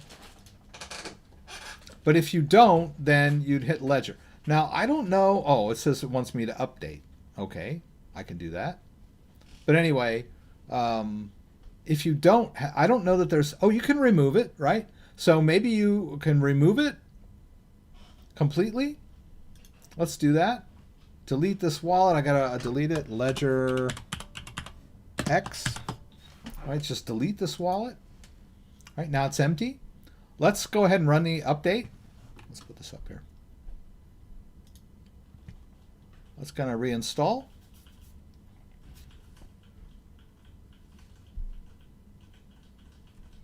All right, now we're in a fresh app here. Let's go over here to wallets. Let's do the ledger option. All right, I've already connected it, right? And then it shows me accounts. I'm going to choose the, I'll just call it something. I'm going to call it something different than the last time, just so that it's not the same account, right? And then we'll hit that. We'll hit the import. There we go. There it is, right? I don't really have to do anything, but make sure it's connected and in the app, right? I don't have to sign anything until I decide I want to send it out. I don't know what this is all about. But there's my balance. I got 9,000 VET. And some people have asked me about this VTHO. You can use some of these other apps. I think, which one is it? My Tokens, I believe. Yeah, you can actually from here send out your VeChain. The V, whatever the other one is, the sub token. Now, it's for me, that's only like $3, so I'm not going to sweat it. Right? It's easier for me to just deal with the main wallet over here. Right? But if you'll notice, you can't send out the VTHO from here. You can send out, if you want to transfer, you can send out the VET, right? But you can't switch it to VETO in the main wallet. All right. So I hope that's helpful. I'm sorry I missed your question earlier. I hope you hope that worked out for you. And yes, you mentioned that you might try a different machine. That's always a good troubleshooting step, right? If you can go to a different machine and install this app and connect your ledger and it runs fine, it works, then at least you've eliminated the fact that there's something wrong with your ledger because it works on a different machine. And then you can go back to your original machine and do the troubleshooting, reinstall the app. I believe there might be some preferences we can check. In user, we talked about this earlier. Let's go local disk, users, name, app data, roaming. Let's see if the sync has a folder in here. There, it does. Right? So you might even try deleting that folder and then reinstalling. Because even when Windows uninstalls an application through your settings, remember we did the uninstall here, it doesn't always delete that preferences folder. So go into Windows, uninstall the sync app, and then go into the app data roaming folder and delete the preferences. And then reinstall sync and see if that cleans it up. Whatever issue you're having, that might be what you need to do to get it to work. And like I said, like you said, try it on a different machine. Maybe it'll work. All right. Sorry about that. I miss questions sometimes. I'm getting old. Mr. Rike, $3. Thank you. CryptoDad, I couldn't get to that point when I tried to reinstall the wallet. It downloads halfway. Maybe you think it didn't connect the Ledger VeChain app when I was downloading if you're having trouble downloading an app from a website, like when you hit download and it's not downloading, just maybe unplug your modem, reboot your machine a couple of times, let your modem do it. It's that's a connection issue, right? I can hit save and it downloads it. It takes it 2 seconds to download, right? I'm not having any trouble downloading it. And you don't need to download it, re-download it anyway, because you could just search for it. Unless you deleted your installer, right? I could just search for the original download. Whoops. It doesn't like that. Right? There's an original download of the installer in there somewhere. I could just uninstall and then reinstall from the app or from the installer that I downloaded originally. And then you'll notice that when I ran it, it told me it wanted me to update. So, I mean, if you're having trouble downloading it, then it's probably a computer issue. It has anything to do with your ledger, if you can't download it from their website. Maybe I'm not understanding your issue. Oh, okay. Let's hope so. Yeah, Yasith, thank you. Sorry I missed your question earlier. Ooh, yes, let's do Harmony 1. We're still live, right? Let's do it. No, you cannot manage Harmony 1 on a Ledger Nano X, unfortunately. Has to be a Ledger Nano X. Let's do it, though. All right, so here's my Ledger Nano S. I'm going to connect it. I'm going to enter my PIN.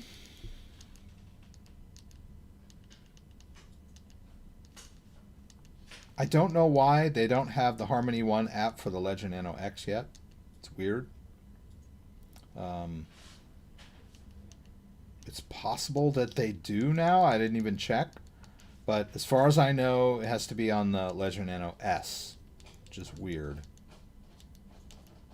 All right, so let's look over here.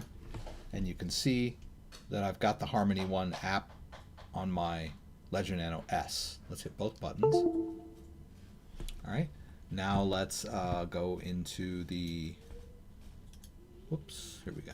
I had it over here. Yeah, Harmony 1. All right, so let's just hit the Harmony 1 website. All right, now you'll notice there that I've got some staking rewards waiting for me. Right, now, before we did all this, we'd have to go over to Manager. And I got to quit. All right, it's going to say allow Ledger Manager, most likely. Yeah, hit both buttons. All right, and this is where you download the, oh, it's got an update for what? Bitcoin? Okay, I won't worry about that right now. All right, but I do have the Harmony 1 app installed. All right. All right, so now that I've got that, go back here. Let's go ahead and claim some rewards, right? Well, let's hit claim rewards. I'm going to claim the 800 that I've got so far. And now I need to confirm and sign. I need to be in the Harmony app. I'm going to go ahead and hit both buttons, be in there. Let's hit confirm and sign. See what happens. Is it going to do it? I don't know. Maybe not. I guess not. Let's refresh. Let's try it again. So claim rewards, confirm and sign, and it's not doing anything. Let's get out. Let's see what happens when we get out. Let's try it again. Let's hit claim rewards, next, confirm and sign. Oh, you know what? It should like show up at the top. I don't know why it's not doing it. Usually there's like a little box that pops up and asks me to connect to the device. Let's try Chrome. Let's go over to Chrome. I didn't get a chance to talk about Pancake Swap tonight. All right, let's go ahead and sign in. Use existing. Use Ledger Nano. Sign in. All right, it sees that. Let's go to portfolio. Let's try claim rewards. Let's hit next. Let's hit waiting for commands. Confirm and sign. There it goes. Collect rewards. Let's hit this little button over the check mark. Gonna scroll through everything here. Okay. Oh, I guess I need to hit both buttons now. Sign stake, yes. All right, there it goes. Now I should be able to collect those rewards.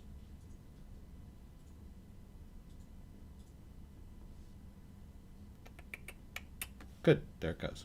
All right, so I just collected the rewards. It should should say I have more than that. It should say I have like 70. There it goes. All right, so I just refreshed it. So now I have 0 rewards to claim, but I've got more available, right? I think before the available was like 29 something, right? So that's pretty cool. All right, so but let's check just in case. Let's disconnect this guy. Let's connect the Ledger Nano X. Let's enter the PIN.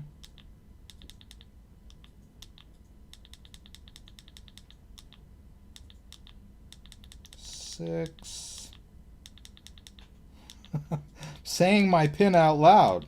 Hey, isn't that wonderful? All right. Now I'm going to quit. Let's go over to Ledger Manager and see if there's a and that button is okay. So let's do allow Ledger Manager. Let's hit both buttons. I don't think there's an update here. Let's search for Nano. No, what was it? Harmony. 1. No. No. All right. Let's go over to Ledger. Whoops, damn it. Come on. That's not what I want. Absolutely, it's growing. Stop. Come on, guys.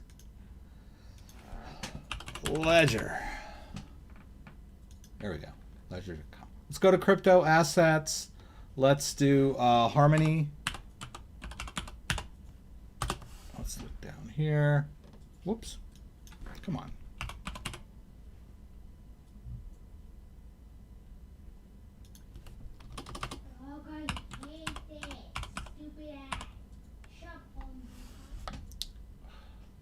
Well, that's weird.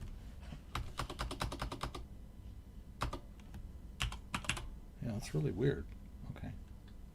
Gotta be here somewhere. God, there's so many ones. Anyway, we just determined that it's only supported on the Ledger Nano S. I don't know why. That's just the way it is.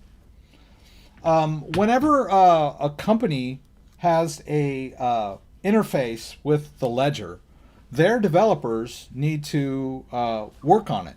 So, like for example, when you have a Monero wallet that's connected to your Ledger device and they update the Monero wallet, it usually doesn't work with your Ledger until the Monero developers go update the app and then submit the updated app to Ledger, right? They're the developers of the third-party wallet are responsible for their app, right? And then they give it to Ledger, and Ledger posts it on Ledger Live. I'm assuming that's the way it works, because that's usually what happens with Monero. That's what happened with Polkadot, right? They updated their software on their website, and it didn't work right with the Ledger anymore. And I asked them, I went to their Telegram site and I was like, "Hey, dude, it's not working anymore." They go, "We know, we're working on it." And then they submitted a new. When I went to Ledger Live, there was an update for the Polkadot app, and then after I ran the update, it worked. So the same with the people over at Harmony, that maybe their developers just haven't figured out how to do an app that's compatible with the Ledger Nano X. I don't know what the difference would be. Maybe the coding is different. So maybe they don't have anybody on staff that knows how to code for the Ledger Nano X. Just my assumption. Okay. I wanted to talk about PancakeSwap tonight. PancakeSwap is a one of those MMM site, the AMM, the Automatic Market Maker, right? So when you go to Pancake, come on, Rex, you can do it. We need to be in Chrome here. So we go to Chrome. There's all kinds of DeFi websites that you can use with the Binance Smart Chain. Like you can use Uniswap. Well, let's just talk about Uniswap real quick. Uniswap is the decentralized app that you can use with your Ethereum wallet, right? If I choose to use MetaMask, it's going to go, oops, you're on the wrong network, right? MetaMask, the default for MetaMask is the Ethereum mainnet network, right? Notice how it connects to Uniswap. There it shows I have some Ethereum in this wallet, right? It's not a lot. It's like 0.18 Ethereum, but I could use this Ethereum to buy another token if I wanted to. Well, let's say I wanted to buy some poly or whatever. I could make that transaction, right? I get 852 poly for 0.1 ETH, right? It's an exchange. It's a decentralized exchange that connects directly to your Ethereum wallet. In this case, I'm using MetaMask. Right? You can also do pools where you add liquidity. Right? You can add liquidity. You have to have a pair. Right? So let's say I wanted to add. Is that going to work? I don't know. Maybe not. Let's try. Let's get rid of this. Let's just do 0.0, 0.1 ETH. There. Okay. So I have to add an equal amount of ETH and BZRX. I approve that, and then I supply liquidity to Uniswap, and I will earn trading fees by depositing my coins in here in a smart contract. And then I can withdraw them at any time. All right? So there's two ways. You can use it as an exchange to buy coins you can't find on big exchanges and get in early, or you can supply liquidity and earn money that way. But supplying liquidity there's a risk of loss, right? You have to keep an eye on the coins that you have in there, right? So these are the top pools. And as you can see, each pool has its own return on investment, right? Your APR, that's 500% right now on this pair. Right? And you're going to earn 41% in 30 days, which is pretty darn good. But that depends on a lot of things. That's with all things being equal. If Ethereum and FYZ stay the same price, you will earn 41% in fees, I'm assuming. If the price of either one of those goes way up or way down, then it throws this thing off kilter, right? And you might say to yourself, well, I don't care if it goes up. That's great, right?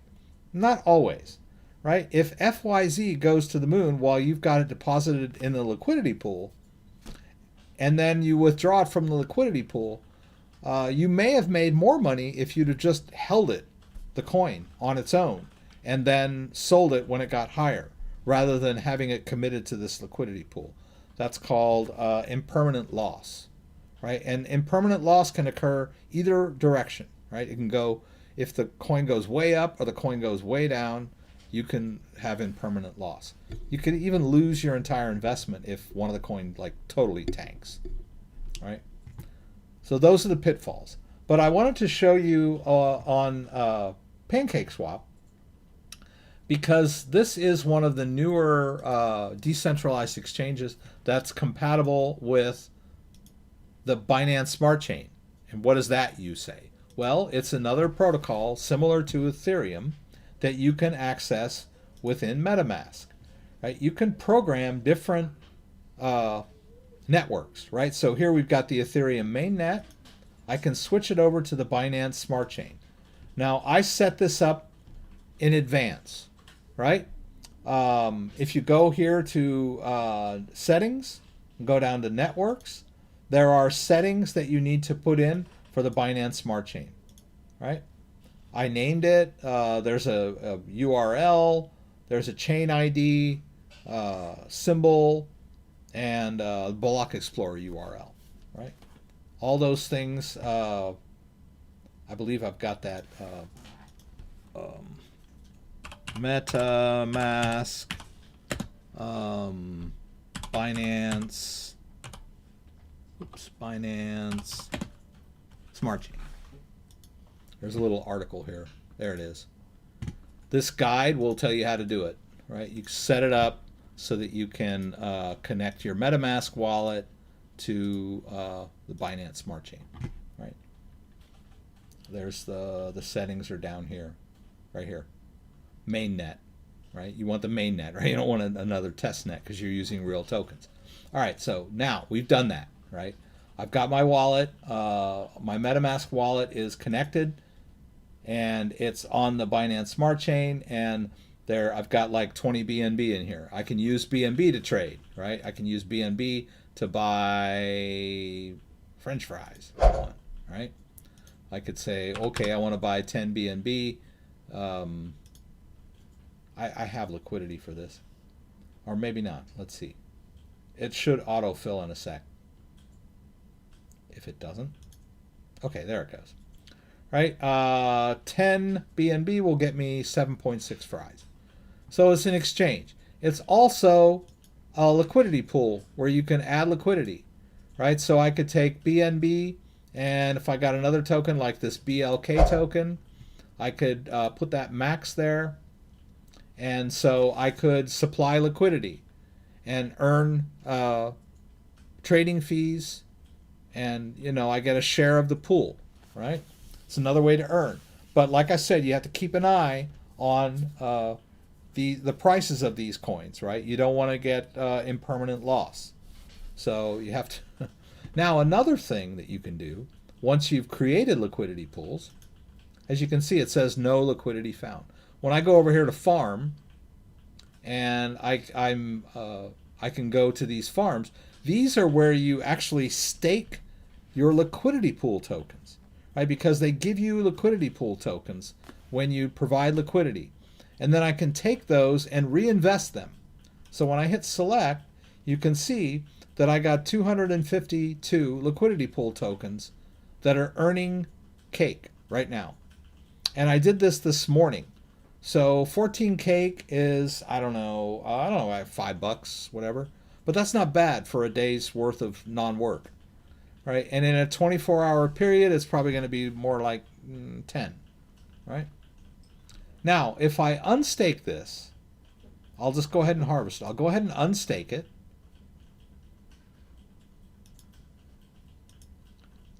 I need to sign it with my MetaMask wallet.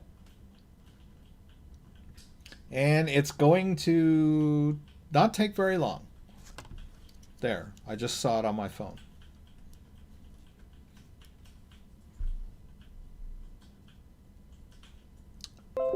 Okay, there it goes. All right, so now watch when I go over here to liquidity. Now it sees that cake BNB pair. So there's 29 BNB and a bunch of pancake, right? And I can remove that if I want to. I can remove it all and get all my cake and all my BNB back, right? But I'm not going to because it's making money for me, right? So now I have the liquidity pool token. Let's go back over to farm, and depending on the liquidity pair that you're providing for them, I can hit select, and I'll go ahead and stake the cake BNB liquidity pool tokens again, just like I did before, because it's a pretty good return. Seems to be like the highest one I can find right now. Now, there are a lot of ways to do this. There are a lot of Binance Smart Chain yield farming schemes, right?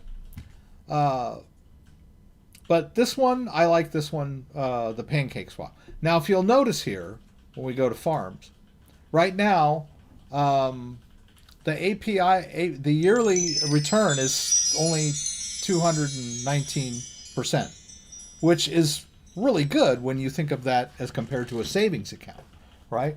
A U.S. bank savings account gives you, you're lucky, 1%. It's more usually like 0.1% savings account. It's ridiculous, right? But in DeFi, you can earn 200, but I've seen them at like 1,000% or like 1,500%. So, but they go fast, right? You might find one like, let's say, okay, I found this new one. It's pretty cool. Which was a narwhal swap, right? Very similar, right? It connects to my Binance Smart Chain wallet through my MetaMask, right? Same deal, right? Same balance. But over on NAR, right, you could stake a BNB NAR token for 549% APR or APY, whatever the heck you want to call it. It was like 1,000 last week, right? They go quick. And this one too. This one used to be like 1,000. And it used to have like 14 million in it instead of 8 million. So they fill up quick. There's high rewards really quick, and then they taper off, and you've got to keep an eye on it and make that decision. You say to yourself, okay, it doesn't appear to be earning anymore. It's not earning that much anymore. So why don't I withdraw my stop staking, withdraw my liquidity, and move into something else, right? But the idea is this is passive income, right? This is earning money on your crypto without selling it. That's the key takeaway here, is that in decentralized finance, you're basically lending your crypto and earning interest on it. Just like you do with a bank, right? When you put money in a bank, they're not putting your money in like a little box that says Rex on it, right? They're just using your money for whatever they want to do, like loan it out to a business or put it in a credit default swap or whatever the heck banks do with your money, and risk it and whatever, invest it. It's not your money anymore when you put your money in a bank, but they will pay you for the privilege, or at least they used to, right? They used to give you like 5% in your savings account, and they will promise to give it back to you if you come ask for it. But that doesn't always hold true. What if the bank bellies up, right?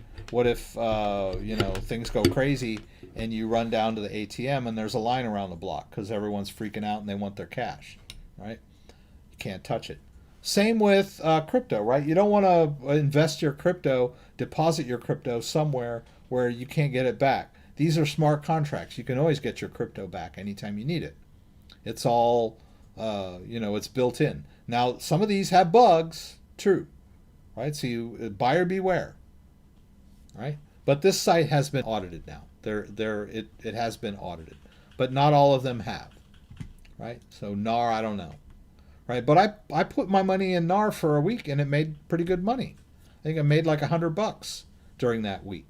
But then the price of NAR went down and I took it out because they were paying me in NAR. Right? That's what you have to keep an eye on, right? I'm earning money on this, but they're paying me in PANCAKE tokens. So if PANCAKE drops, then all that money that I earned is basically worthless. The key is to cash out periodically, so that if the price of the token drops, you're not going to be left with a bunch of worthless tokens. PANCAKE token was $1 last month, or $2, or 2 months ago, whatever it was. I think it was about a month ago. Hopefully it'll go back up again, right? So for right now, I'm leaving this liquidity pool token invested in the farm, and I'm earning about $10 a day, whatever. All right, so I've gone way over today, guys. I appreciate everyone that came. I appreciate those of you who are helping the other people that are asking questions. I really do.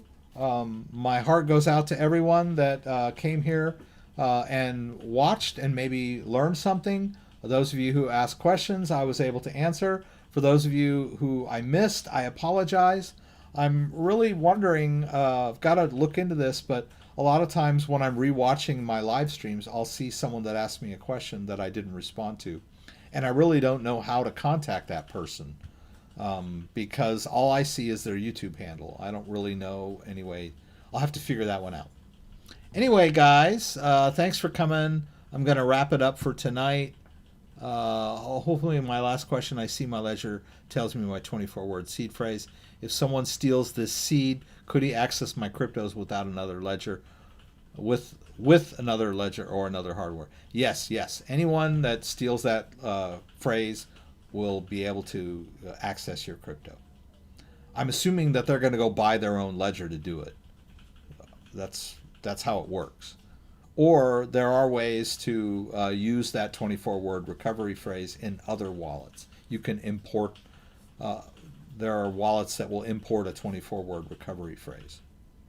So please, yes, they can take your crypto if they get your 24-word recovery phrase. Do not share that with anyone. All right, guys, I'm gonna all right. We do it every Saturday. Don't forget, 6 p.m. Eastern Standard Time. Please join me again for the live Q&A from Michigan, where you can throw out questions and I'll do my best to get them answered. If you like this video, give me a thumbs up. If you'd like to subscribe to my channel, I would appreciate it. When you subscribe, there's a little bell that you can click that will allow you to be alerted whenever I post new content. Once again, thanks for joining me and hope to see you again.